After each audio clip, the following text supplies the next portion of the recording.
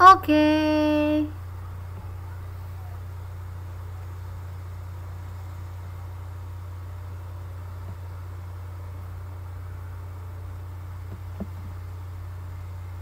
Nah, ini adalah N dari modul 4.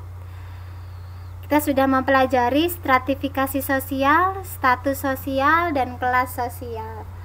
Kenapa kita mempelajari ini?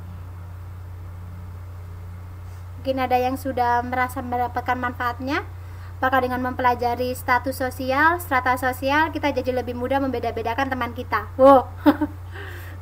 Atau dengan mengetahui status sosial, kita jadi tahu status kita, terus kita jadi oke, ternyata saya statusnya tinggi, saya mahasiswa loh di sini, saya bukan cuma TKI biasa, jadi saya keren, saya mahasiswa, udah bekerja, kuliah lagi, saya oke deh. Benar.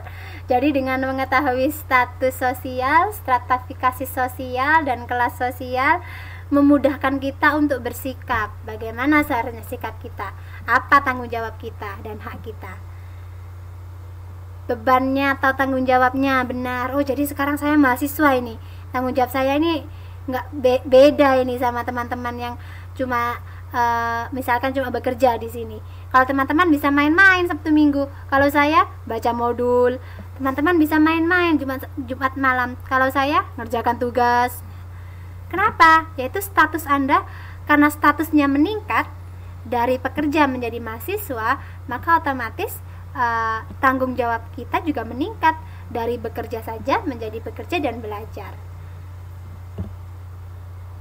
Kemudian selain itu kita juga jadi bisa melihat suatu masyarakat, apakah dia di dalam masyarakat tersebut stratifikasi sosialnya termasuk terbuka atau tertutup, mobilitasnya tinggi atau rendah. Kalau kita tahu mobilitasnya rendah, kita jadinya nggak usah maksa mau masuk ke tingkatan yang lebih atas.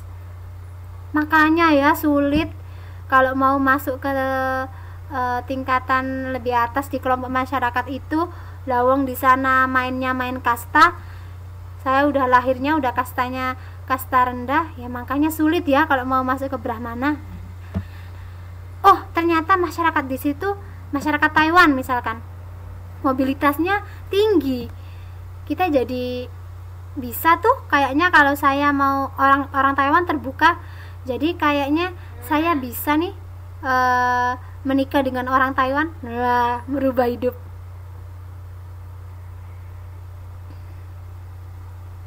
Di sini Mbak Firma bilang kalau dari masalah kasta bisa dibantu dengan jalur pernikahan.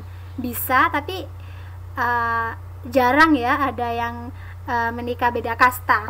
Kalau untuk suatu komunitas yang sangat strict terhadap peraturannya. Tapi memang ada, tapi biasanya jarang.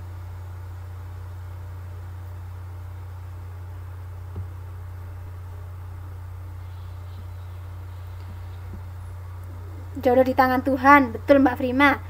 Jodoh di tangan Tuhan. Saya maunya jodoh saya dokter soleh kaya raya. Jadi saya jadi nyonya. Amin. Oke. Meskipun koneksinya putus-putus hari ini, tapi senang sekali dia berdiskusi dengan mbak-mbak semua. Aduh, Mbak Tri Mining sih menolak sekali. Yang kaya mintanya jodohnya yang cantik dan kaya, terus yang miskin gimana dong? Gak bisa dong, jodohnya orang kaya mintanya yang kaya juga.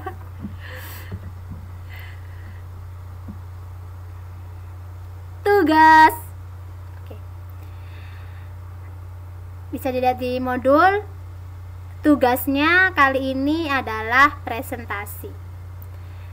Silahkan Mbak-mbak buka modul 6 tentang perilaku sosial dan kontrol sosial.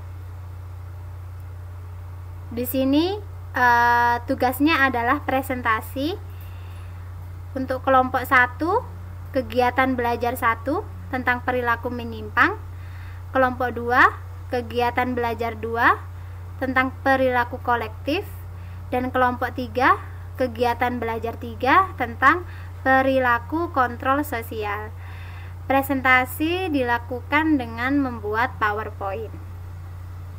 Ada pertanyaan tentang tugasnya?